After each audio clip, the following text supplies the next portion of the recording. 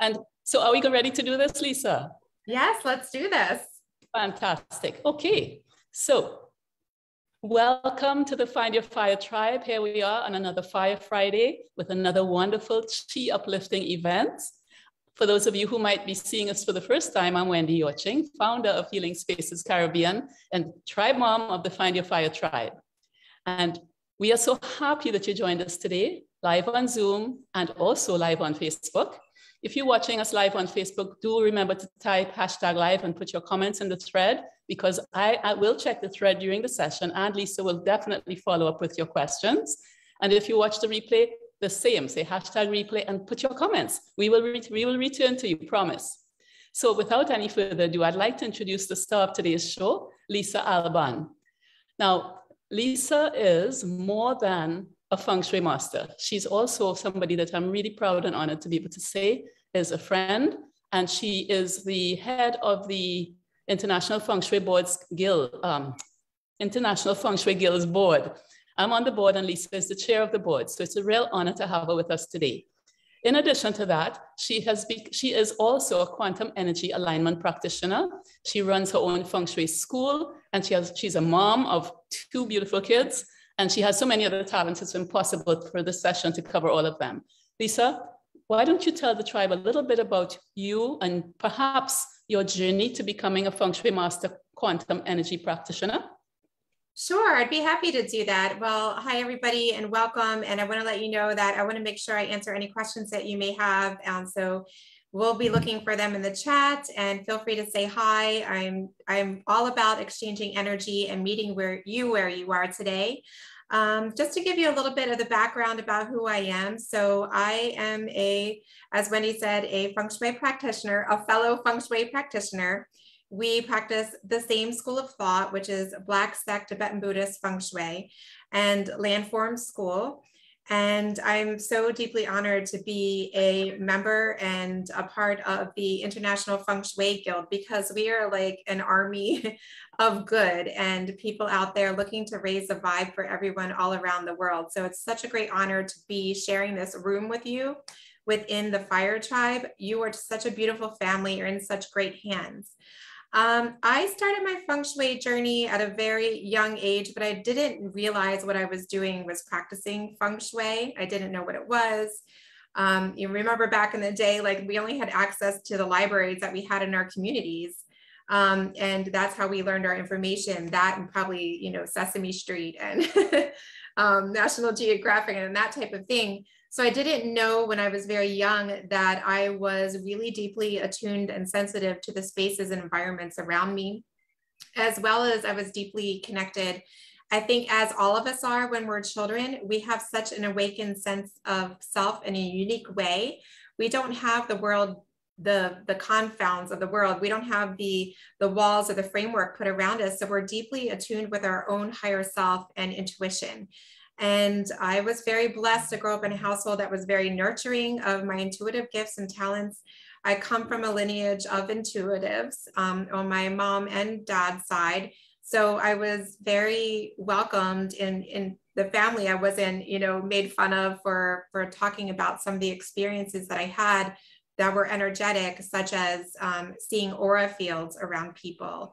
And when I share those experiences with my parents, thank God they didn't alienate me or tell me there was something wrong with me or, try to exorcise me or something. They let me explore it scientifically. So they would take me to the library and we would try to find books to learn more about energy and chi. So I know you're familiar within the Fire Tribe about chi and the value of life force energy and understanding it. And as feng shui practitioners, we are all feng shui practitioners. It's just Wendy and I went to schooling and fine-tuned to really learn how to manipulate and direct chi to help support us, our families, and our clients, and ultimately everyone around the world.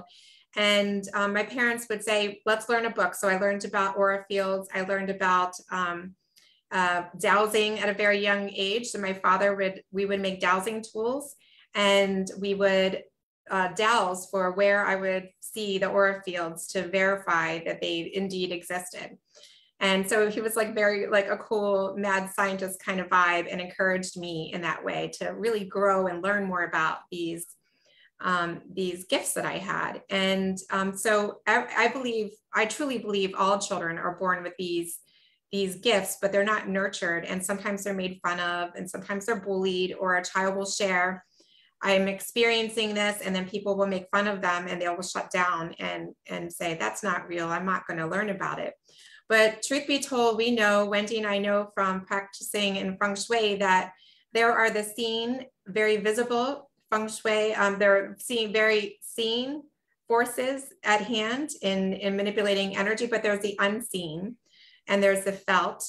And that's what's really beautiful, is the science, I think, of Feng Shui, the practicality, but also really being able to tap in with our higher selves. And that's spirituality, I want to say. I know it can get like a little woo for those who don't understand, but I like to embrace that aspect of it and be really open and honest and sharing about it. Certainly, Wendy mentioned I have 2 children, and I allow them to express what they experience. I don't teach it to them, but I don't discount what they say. So dowsing was something at a young age I learned with dowsing rods first. And more recently, I used dowsing using a pendulum, spiritual dowsing. And so that's part of my practice. So as a child, I learned in college and university that Feng Shui was a thing. So initially I went into the field wanting to be a fashion designer or interior designer. I was very drawn and attracted to design. Makes sense, right? With Feng Shui. Went to the library, the great, beautiful library at University of Delaware, and found books on Feng Shui. And I said, this is what I've been experiencing. And so I just kind of collected. I wasn't making a decision or commitment to be in the field of Feng Shui until many, many years later. I got into the field of television ultimately for 20 years. And I was able to create set environments with my teams. And my goal was to make the set environment very welcoming to those who were watching television, so they would feel a part of the experience, but also to make the people on stage feel supported and confident, because it can be scary to have millions of people watching you on TV at any time. So as you see, Feng Shui is practical in many, many situations, even outside of your home. It wasn't until I was selling my house in 2013, I want to say, I was selling my house, I was practicing Feng Shui, I was following as much as I knew about Feng Shui to make it appealing and attracting to someone to buy it and to be able to manifest my new home.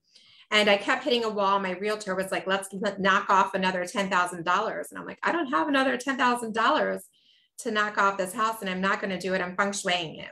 So I went to Google and I Googled Feng Shui real estate, came across Steve Kodad of the Feng Shui Cure, and I emailed him. I found out he lived close to me. And I said, hey, fellow Feng Shui practitioner, I need your help. I don't know anything about Feng Shui and real estate, and I don't want to knock any more price off my house. I need to make this amount of money to be able to move into another house. And he came out, did a Feng Shui consultation with me. I loved the experience so much. I was so impressed by the consultation, and I just felt so much better just by having him there. And there's just the ritual in itself of exchanging energy. I felt uplifted. I did a few things. I spent under $500 to do the things that Steve recommended. Within a week, an investor scout came into my home, left glowing comments on the paper that you sign in when you come in for an open house, offered cash right on the spot. And my realtor was just blown away. Like, what did you do? Feng Shui is what I did, I told him. And he was like, no, that can't be possible. Well, I truly, honestly believe that the energetic work that we did shifted to attract in this optimal deal that happened. And from that point on, I was so like, oh my gosh, this is a profession where you can go out and help people and use your gifts and talents that you're here and born with. And it changed my realtor's mind forever about Feng Shui. He no longer thought I was like crazy after that. He was like, okay, that's a real thing. And so I fell so much in love with it. Steve was teaching a course to realtors. I said, Steve, can I take your course? I'm not a realtor, but I just love your energy. I want to learn more about Feng Shui. And so I took his course. I got certified as a Feng Shui staging professional. I took it twice because I loved it so much. I didn't even know the guild existed at that point. And then years down the line, in my corporate job, I was let go at 20 some weeks pregnant. When we merged with a bigger company, they didn't need two of me. So I got merged out and I was pregnant and I was like, oh my gosh, how am I going to get back into corporate? I just couldn't, like, no one could find a place for me. I didn't fit into any mold. And I felt really unseen. I felt really like, oh, I'm just going to give up here. And I was doing like vision boarding like Wendy does. And I was doing vision boarding and I was like really thinking about like, what do I love to do? What am I good at? Why am I here? And throughout the course of that, it just kept coming to me like Feng Shui consultant. And I thought, well, this is like a crazy step. At least I know someone, right? At least I know someone that does it. I'm going to reach out to him maybe one day. Well, February of that year was a supermoon, and it was my son's due date, supermoon. I did my taxes, which were stressful, yes. And I got up and it was like, wait, I think I'm having contractions. Well, long story short, I ended up having my son in the driveway beneath a supermoon. And during that surprise spontaneous birth, and by the way, there were 7 spontaneous births under that supermoon within my town, because that's how powerful the moon is. And it was just wild. But during that experience, it was a very primal thing. I was terrified of catching my own child outside, not being in the hospital, just caught the baby myself. And and were you in a warm place or in a cold place? No, I was outside. I was outside in February. Okay. I'm in nature, like in my driveway, looking up at an oak tree. What state was that? What states were you in? I'm in Florida. So Florida can get cold, but for me, cold means like 60 degrees, anything under 70. And I'm like, where's my jacket? But it was like, I was terrified, but it was a very primal experience. But in that experience, I remember looking up at the moon through the oak trees, and it was so beautiful. And I just had this download immediately. And it was, stop playing it small and do what lights you up from the inside. You can do, if you can do this, you can do anything. And that was like, that was it. That was like within 3 weeks, I called Steve. I said, Steve, I need to talk to you. Brought my 3-week-old baby to a McDonald's, sat down with him and said, Steve, I need to complete my certification. Will you help me? And he shared with me his teachers. So I trained with his teachers, James and Helen J, through the International Feng Shui Guild. And I know you know them, Wendy. And I love them. And so I completed my certification with them. And Steve shared with me at the McDonald's, which had terrible feng shui, by the way, in that McDonald's. It was terrible. I was like sweating and I had a baby and people, and it was noisy and I felt nervous. But Steve is just like the best, like one of my best friends and mentors. And he said, Lisa, look, I'm in my 70s.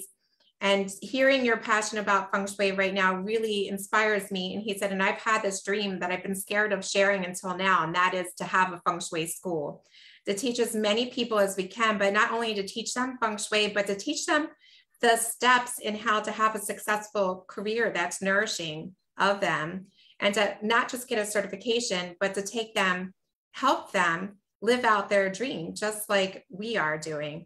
So that day, my consultancy in the school was born. And I will always tie the anniversary of my business entities to the birth of my son, Benjamin, based on that supermoon, and he was just like a wise child that was born. He's been one of my, Benjamin, my child, he's now 3, but he's been one of my greatest teachers. And he's like a little Buddha, like to go out around the world and has such great chi and calm. And I know I feel like that experience was very special, but my journey into feng shui was a long one. And it took something very scary to give me the courage to leave a world that felt very comfortable and secure, to take that leap into this now beautiful community that I'm so honored to be a part of. And now I have best friends who have such open hearts and have been so supportive all around the world. And so that's what's been really amazing about feng shui, is it made the world smaller and it made things feel more worthwhile. And yeah, so that was my long story, guys. I felt like, this is a time to share it. If anyone feels like out there that there's a calling for you, that hasn't been answered, or there's just something, maybe me sharing my story with you might ignite a fire within you that you're capable, 100% capable of whatever you're here for to experience. Lisa, that story of yours already has given people who are watching an energy upgrade. Oh, I'm so happy to share that. Yeah. I mean, the great thing about Feng Shui, Wendy, and I think a lot of our fellow practitioners, especially in BTB or Black Sect Tibetan Buddhist Feng Shui, we're open to the modern energetic systems. And what's been really cool is that throughout the process, life has its ups and downs, you know, like throughout launching my businesses, I also went through a divorce. And, you know, sometimes when you make a big change in life and you have a big energetic shift, relationships that are no longer aligned with you are going to fall away. And then more positive, nourishing, more aligned relationships will flow in.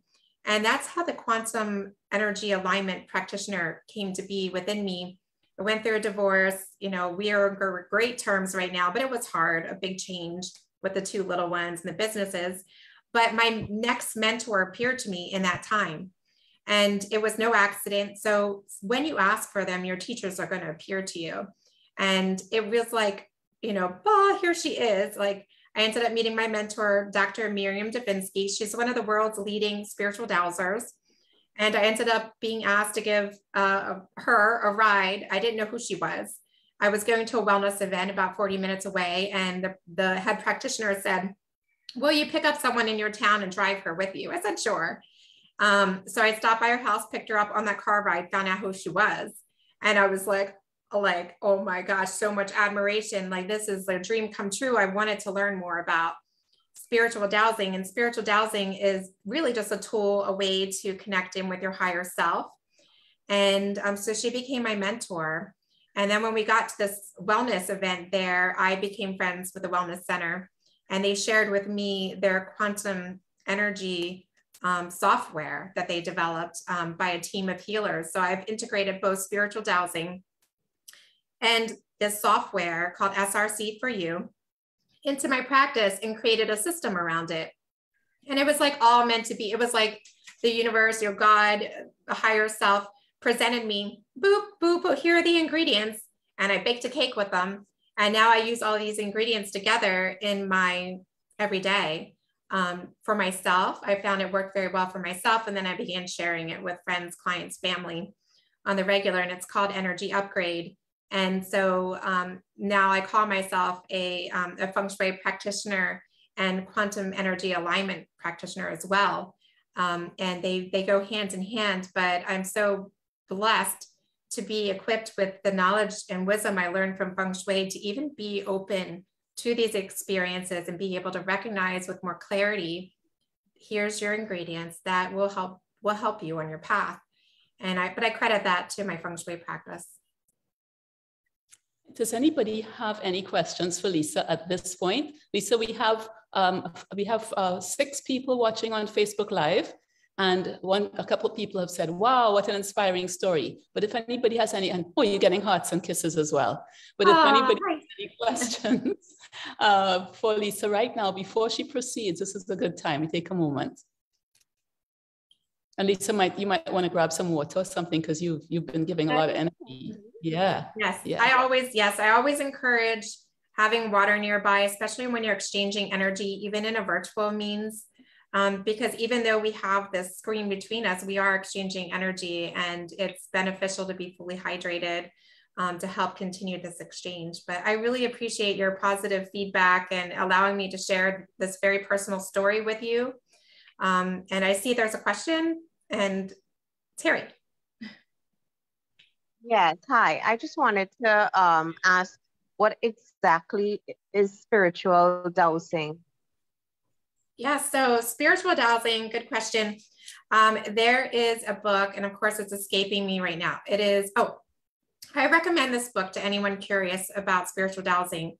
It was a book that was written by my mentor's students, and is one of the most popular books on the market. It's like a spiritual dowsing for dummies book. I use it every day. It's a great book. It's a great reference book. It's called Dowsing Beyond Duality. You can get it on Amazon. It shouldn't be a lot of money. So if you're seeing big dollars on it, we'll just wait until they lower the price. Dowsing Beyond Duality will give you all the foundations of spiritual dowsing, just as it's been taught to me. And when I'm teaching people spiritual dowsing, I always reference that book because I know it came from Dr. Miriam Davinsky, who's my mentor. She didn't write the book, but her students did. And she says it's the closest to knowing all of the information. And the purpose of it being written so simply is to be able to describe in a very practical way to people how they can integrate spiritual dowsing. But the way I practice spiritual dowsing, and many Feng Shui practitioners use this in their own lives as well. I use a pendulum. You can find this in metaphysical shops. You can find, I hate to send people to Amazon all the time, but of course they're on Amazon. I think crystalpeddlers.com is another one. So it looks like this. This is a Merkaba crystal. It's a shape.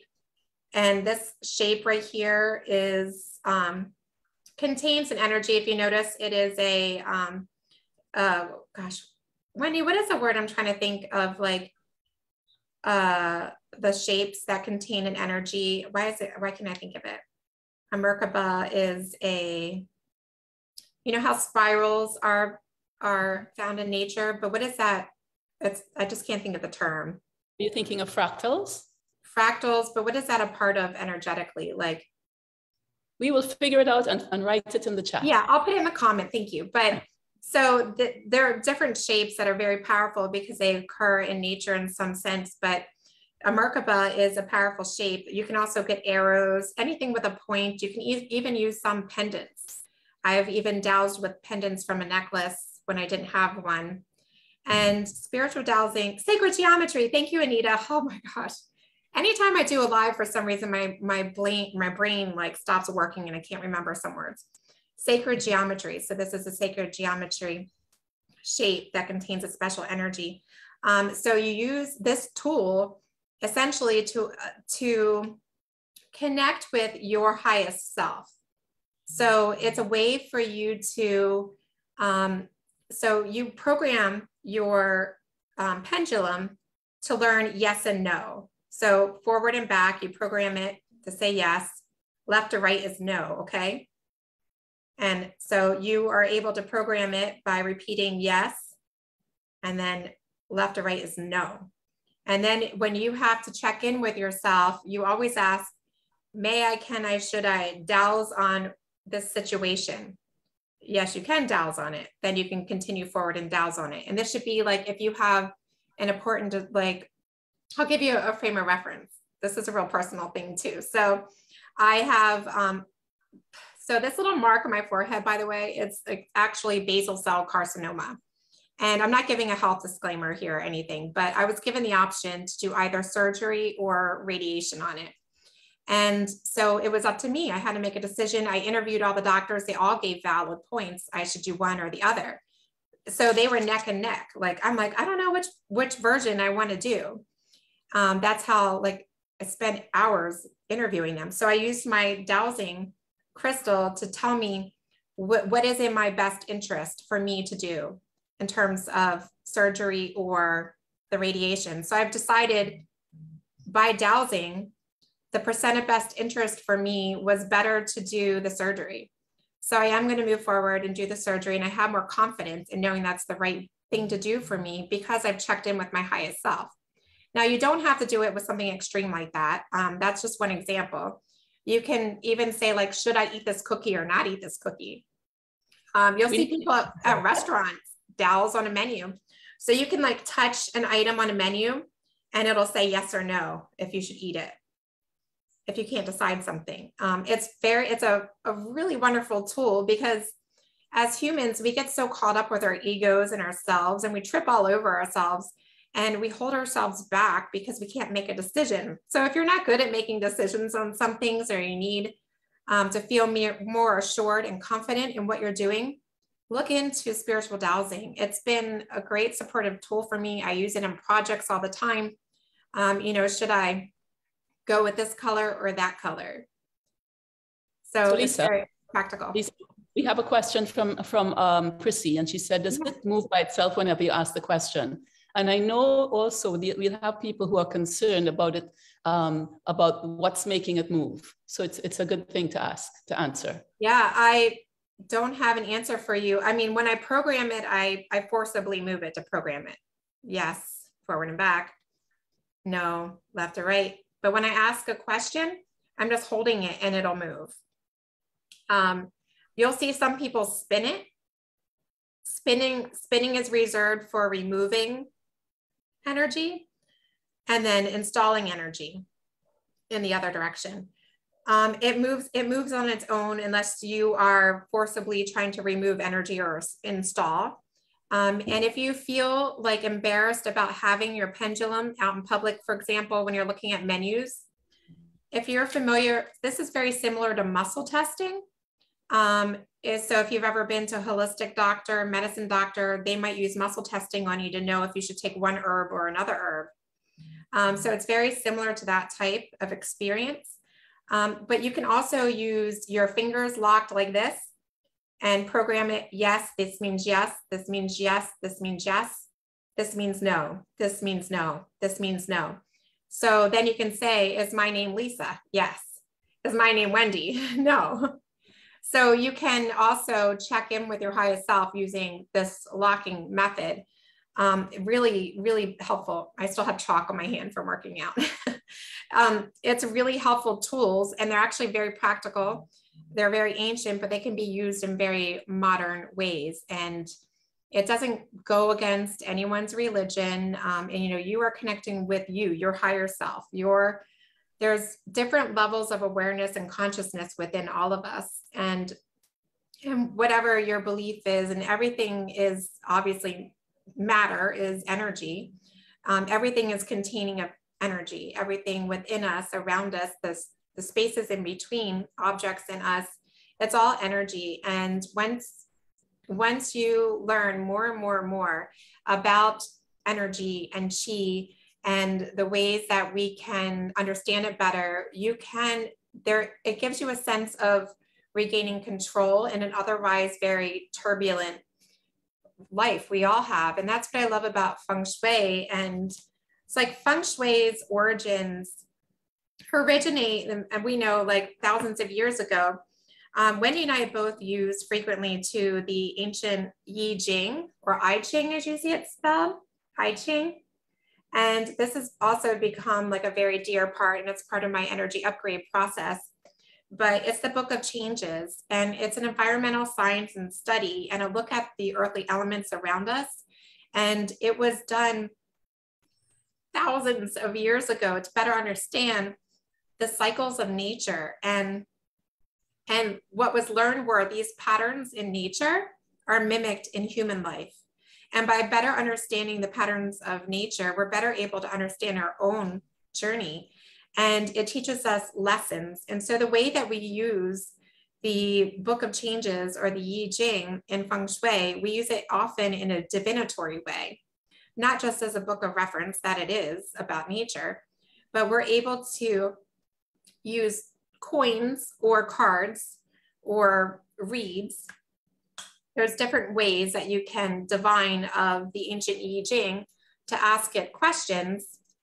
And it results in the result is we're able to remove our ego from controlling the outcome. It's random, much like Chrissy is saying about coin toss. If we're not able to control the outcome, and then we can reference the I-Ching and learn what we need about the situation. And then that gives us a course of action. So we learn, this is what I'm experiencing right now, and this is what I might experience if I were to continue down this path. And these are the changes I can implement. And so that referencing the I-Ching and also using the spiritual dowsing, along with the quantum energy software that I use, has become a part of the energy upgrade practice that I do. Lisa, we have a couple of questions, and then we have to get to the energy upgrade part. From Pablo, which may be the real Pablo, yes. Is the magnetic field of the question or situation giving And the universal answer is that you receive is through the divine something. Oh, divine chi. Maybe you should read that. Yes. Yeah. So I think from what I think I gather what you're saying, Pablo. You can correct me if I'm wrong, but it is so Feng Shui within the Book of Changes is understanding that there is a communication between the heavens and the earthly environment, or you can call the heavens universal energy, if you will. But these are all, every part of our life and existence is a communication with all of these elements. And so there is a mark of the divine that is trying to communicate to us. If there, and it might be, you might call the divine God or the universe, or even just your higher self if you want. But some of the ideas that stem from this concept of quantum energy is that the universe will communicate to you in patterns of nature or numbers. And as humans, we look for these patterns when we are going through times of despair. Like as in the creation of the I-Ching, there was a great flood of the river Lo, and they sent out expedition rulers to go out and look for the patterns in nature to help bring and regain safety and comfort for the towns and find the best place for the towns to thrive and to have resources. And even now today, and there's been a great awakening around the world, is certainly going through the pandemic, everyone was very distraught. They're looking and they were seeking from God, the universe, and nature, show me the signs, right? And people started seeing the butterflies and the nature and realizing, is this a communication to me? And I think, Wendy, I don't know if you've experienced this too, but there was really like an uptick of people saying, wait a minute, I am seeing signs. Nature, like Wendy has birds that fly on her all the time. That's like a communication from nature. And everything contains an energy, and that energy can be researched to learn more about what that means. And learning that helps you to understand more about your own life path journey. And it's very beautiful and reassuring. But yes, so to answer your question, like the quantum energy, chi, I believe they're all very interrelated. Now we have another question about the length of the string, because Teresa says that's the first time she's seen one so short. Yeah, so I shorten mine just for comfort, but you can hold it like this. So I have a knot where I hold mine. And so sometimes I'll hold it and gather the length of the chain and hold it like this.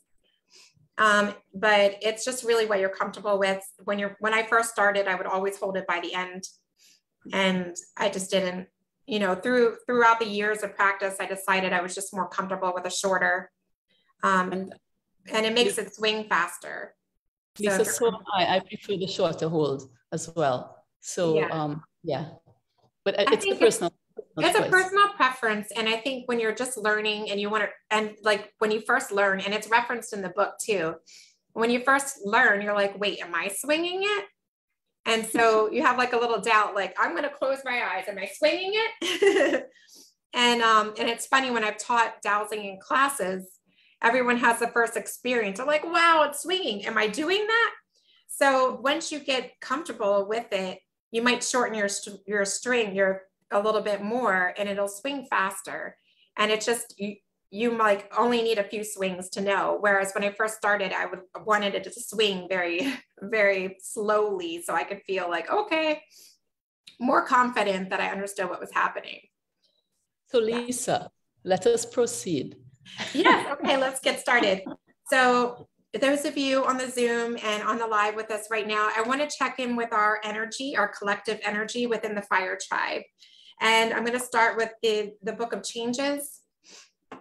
So let's talk about something we all want to learn today that's broad about the Fire Tribe. And you can help me fill in the blanks and we'll agree on something. I would like to ask of the ancient I-Ching to get us started. Please tell us, what is the current collective energy surrounding those in the Fire Tribe with us today and watching in the recording in the future? And what do we need to know right now to help us move forward with greater clarity and ease in our own lives? And to help this, I would ask anyone watching, if you have a goal in mind right now of something that you desire, to write it down on a piece of paper or really keep it in your mind as I'm doing this reading, because we don't want our minds to gather all around the place. We want to focus on our own vision and our own goal. And as you write it down, I encourage you to write it in cursive. Cursive allows you to integrate more areas of your brain than you would otherwise just writing plain text, because there's something artistic about it that's uniquely you when you're writing in cursive, if you know it. It's sad that it's a dying art, but when you write in cursive, underneath a brain scan, scientists have shown that the brain will light up in more areas than if you're just writing or typing when you're doing the cursive. And the idea is that we're trying to integrate with all the levels of our awareness and consciousness. So write your goal down. I'm going to ask of the ancient I-Ching, please tell us, what is the current energy surrounding the fire tribe with us right now and watching on the replay? And what do we need to know going forward, moving towards our goals to have the best journey for ourselves? And thank you.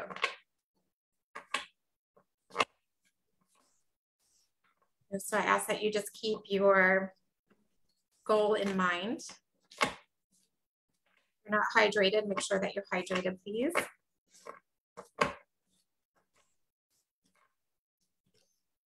The first hexagram that I'm pulled, and I'll tell you the story of what it means, but you can write it down on your piece of paper if you want to Google it later. Hexagram 32 is the energy of endurance. It talks about thunder above and wind below. I love these cards that come with my I-Ching because they're just so beautiful. They're by Paul O'Brien, if anyone's interested.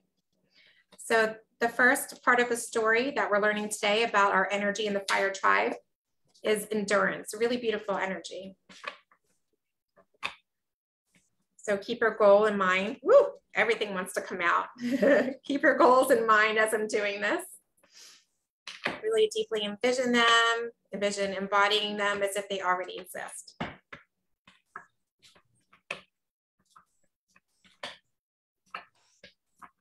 Ooh.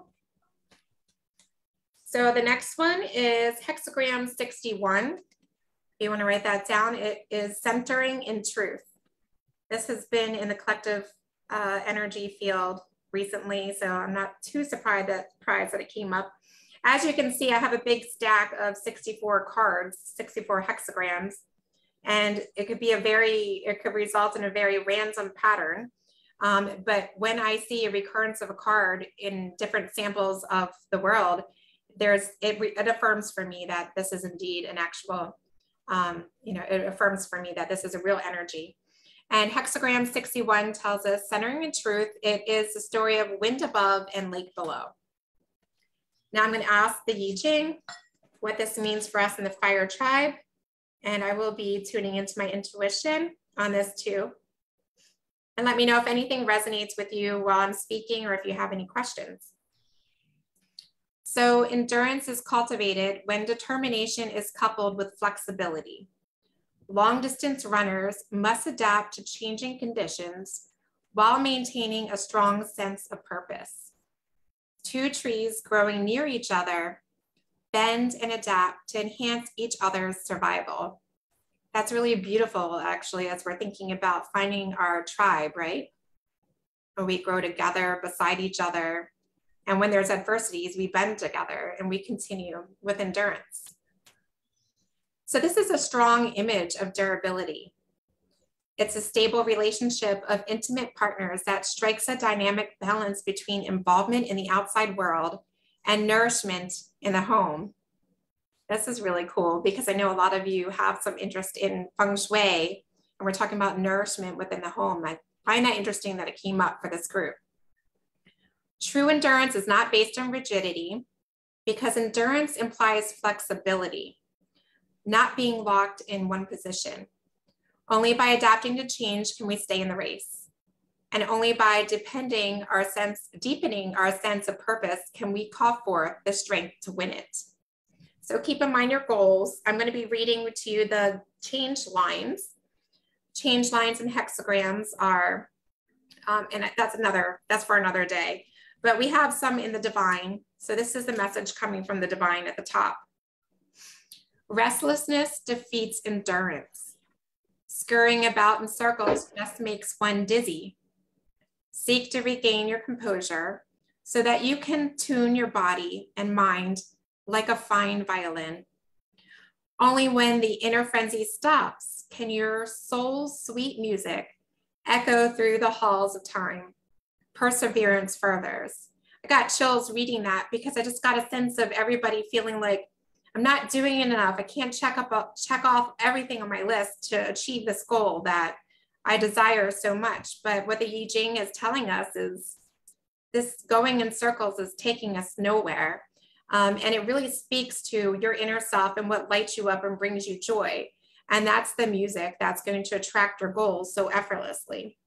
I think that's really beautiful. This is feeling like a very auspicious reading to me, meaning very lucky.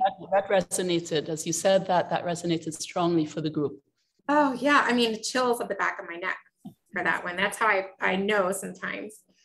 Only the true nature of the times can determine whether you should be supportive or assertive. What role do circumstances ask of you right now? To be an active leader or to be a follower? There is no formula, no permanent solution on the path to good fortune. Oh, I like that too. For some reason, I think humans feel like we need to be an island and doing things by ourselves. And sometimes we don't have to be the leader. That doesn't mean we're not going to achieve our goal. Do you need to be asking for help with your tribe? There's a beautiful tribe right here, right all around you, open-hearted people. To endure to the end, you must adapt and be continually readjusting like a sailor, tailoring to the wind. Let yourself be guided by the winds of your higher calling. Are you listening for your higher calling, or are you being caught up in the storms of life? So the world is so loud sometimes, we don't even hear ourselves. So also it tells us pure motives do not ensure success by themselves. Skill is required, but even that is not enough. The hunter who searches for game in the deserted areas can wait forever without firing a shot. Persistent searching in the wrong places will not be effective.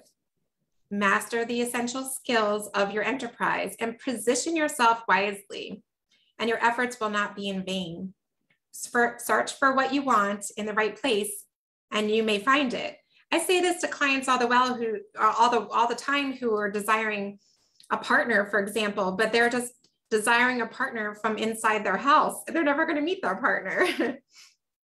Are you going out and putting yourself in the place that you will meet your soulmate? Is this the right place? Or if you are looking for a new career, are you putting yourself around people who perhaps are already in that career that you could learn from?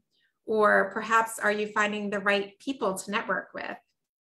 So all of these things are coming to mind. I don't know if this resonates with you on a personal level or not. And lastly, trying to establish an enduring relationship too quickly can easily bring misfortune. It is much better to practice patience than to expect immediate success. Ooh, patience is hard, right? Let things develop more slowly, step by step. What endures best is that which has been carefully cultivated. If you are craving too much too quickly, you may end up with nothing. So allow the events to unfold. Everything that happens for you, everything happens for you, actually. Everything is happening for you as a gift. You don't have to control everything. Let it unfold like a gift. It's already there for you. It's just going to maybe show up in the way that you're not suspecting. And what you can control, according to the I-Ching, is making sure that you're surrounding yourself with the right people and putting yourself in the right place at the right time. Wow. Nourishing and nurturing the seeds that you plant. Yes, yes. Nourishing and nurturing the seeds that you plant, the foundations that you are setting in place for your goal. Your persistence will pay off, and patience is the hardest to learn. And lastly, I want to leave you with this message about centering in truth. Centering in truth involves becoming conscious of the relationship between your heart and the circumstances of your life. This requires connecting with the fundamental wisdom that is already within you, within other people, and within all of nature. So I think it was Pablo or Lisa that chimed in about this oneness. It's really, really powerful when we're able to center in the truth and the understanding and the faith. I think this is very beautiful, guys. Truth becomes power when you let go of prejudice and make yourself receptive to the world as it really is. That's the truth. I always say an open heart, the most valuable qualities in the people I like to surround myself with are the open-hearted and the dreamers. Yes, loving the process is living. I love that. Pablo or Lisa or whoever said that. That was Pablo. Pablo, thank you, Pablo. I love that. So beautiful. When your inner life is clouded, your influence in the world is likewise hidden. So look for ways to bring clarity to your life. Maybe you start adapting some of the Feng Shui practices that we do. That's a great way to restore clarity. Maybe you do 20 minutes a day sitting on the ground in nature and meditating and really centering yourself in the truth. And lastly, if you can find that your purpose within the root of your goal that you wrote down, is it somehow connected to the greater good? That's going to bode better for you. Is there a way, whether it's love or whether it's your profession, when your goal can be rooted and deeply connected with the greater good, your abundance will be longer lasting. So thank you so much. I thought that was really beautiful. Did anyone have any insights, downloads, or energies come into mind? I'm going to check the chat as well. Lisa, would you like to chat, to say anything? Yeah, hello. I want to say thank you. It was very, very nice to listen to you and to your story, and also about Feng Shui. And I really fell for myself in love with the idea of the candle. I think that is something that will be very helpful for me. So I'm beautiful. I'm so happy to hear that. Do that. Yes, thank you. You're very welcome. It's my pleasure and honor to share with you. Before we leave today, and please keep the questions going because we can talk during this process, I want to leave the Fire Tribe with a supercharge to carry you through the next couple of weeks. And I'll share that with you right now.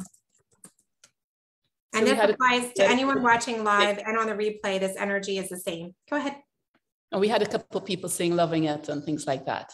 Oh, so nice. I really love sharing my energy with you. It's been a great honor. Anytime I can do something with Wendy I know it's going to be powerful.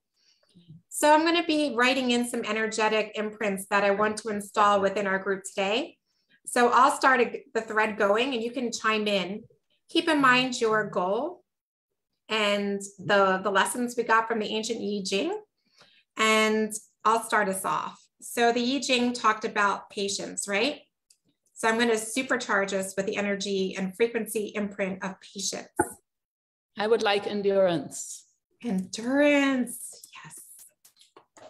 How about clarity, everybody? Yes. Resilience. Yes. How do you spell resilience? I don't think it matters. I-E-N-T. You got it. Come on, Kelly, what would you like? And Lisa? Yeah. How about open heart? Yeah.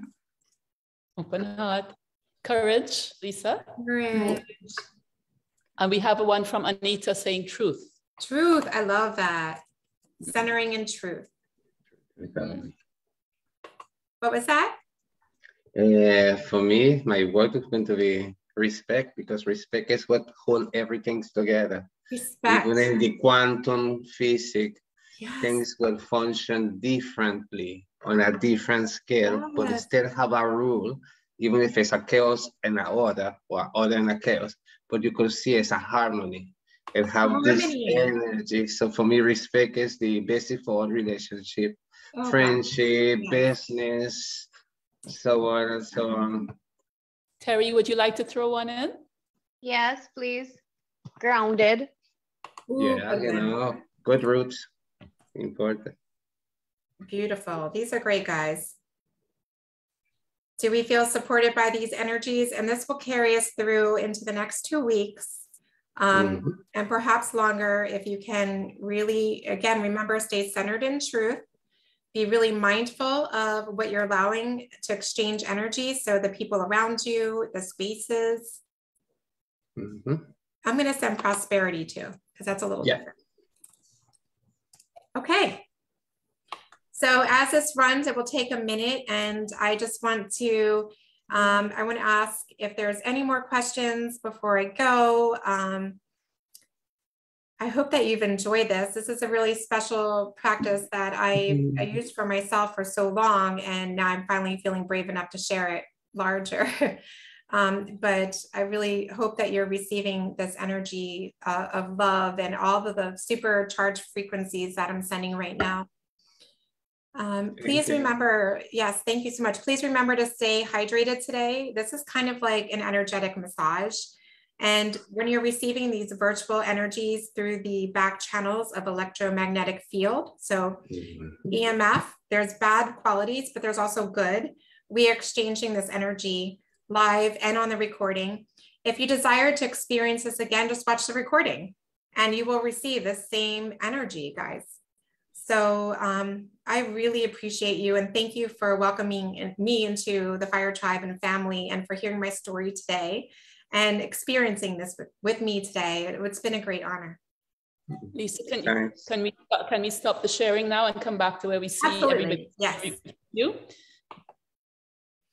So before Lisa says goodbye to us, I would like to know, Lisa, how can they reach you? I know you're a member of the tribe, but what's the best way for people to reach you if they want to learn more about all the wonderful things that you do? Yes, so you can always you can tag me and post here in the tribe, or you can DM me through Facebook. You can also find me on cloud9fengshui.com or on at Cloud9 Feng Shui on Facebook or Instagram. I do have a YouTube channel where I do these energy upgrades for the collective each week.